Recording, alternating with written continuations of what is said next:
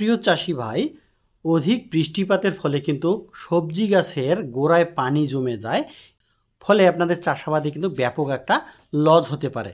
কোন কোন কাজ করলে আপনি আপনার সবজিকে বাঁচাতে পারবেন জানতে সম্পূর্ণ ভিডিওটি দেখতে থাকুন। তো বন্ধুরা, আপনারা দেখছেন কৃষি রকমারি সেবা ইউটিউব চ্যানেল এবং আমি আপনাদের পাশে আছি সুনীল কুমার রায়।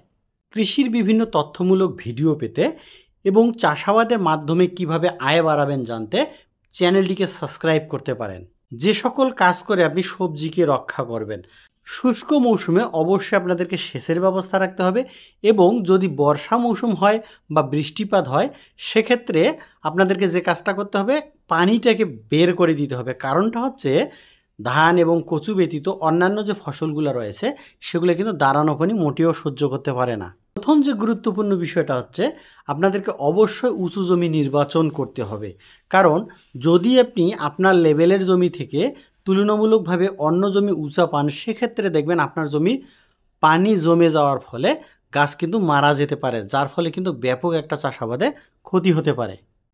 যদি কোনো কারণে আপনাদের জমিতে পর্যাপ্ত পরিমাণ পানি বেঁধে যায় সেক্ষেত্রে কিন্তু ঢলে পড়া রোগ আসতে পারে। এর জন্য আপনারা যে কাজটা করবেন, পানি বের করে দেওয়ার সাথে সাথে আপনারা প্রপিকোনাজল প্রতি লিটার পানিতে 1/2 মিলি ব্যবহার করতে পারেন। সেটা হতে পারে টিল্ট, পোটেন, প্রাউড, সাদিদ, গ্রিন কেয়ার, অ্যামাজল, সিজল, এগুলোর মধ্যে যে কোনো একটি, কিংবা ভালো কোয়ালিটি দেখে হাতের কাছে যেটা পাবেন সেটাও ব্যবহার করতে পারেন। আপনি স্প্রে মেশিনের নজেল লুজ দিয়ে সুন্দর করে গাছের গোড়া স্প্রে করে দিতে পারেন, অথবা বদনার নল দিয়েও কিন্তু ব্যবহার করতে পারেন। প্রথম স্প্রের 3 দিন পর আপনারা ব্যবহার করতে পারেন ট্রাইকোডার্মা। সেটা হতে পারে ট্রাইকস্ট, বায়োলিট, বায়োডার্মা, বাম্পার, টাইকো, ট্রাইসেপ, এগুলোর মধ্যে যে কোনো একটি অবশ্যই অনুমোদিত হারে। এবং দ্বিতীয় স্প্রের 4 দিন পর আবারও ব্যবহার করুন আপনি প্রপিকোনাজল প্রতি লিটার পানিতে 1/2 মিলি হারে।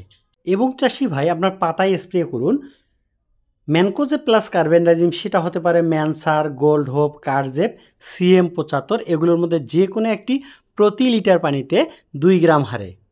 এবং 3 দিন পর আবারও ব্যবহার করুন ম্যানকোজেব প্লাস ডায়ামোথোমর।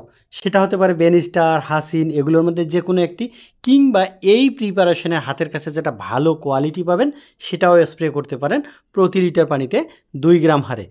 এভাবে যদি আপনি স্প্রে করতে পারেন সেক্ষেত্রে গাছ যে ছত্রাকজনিত কারণে ঢলে পড়ে যাবে সেটা কিন্তু অনেকটাই নিয়ন্ত্রণ হবে।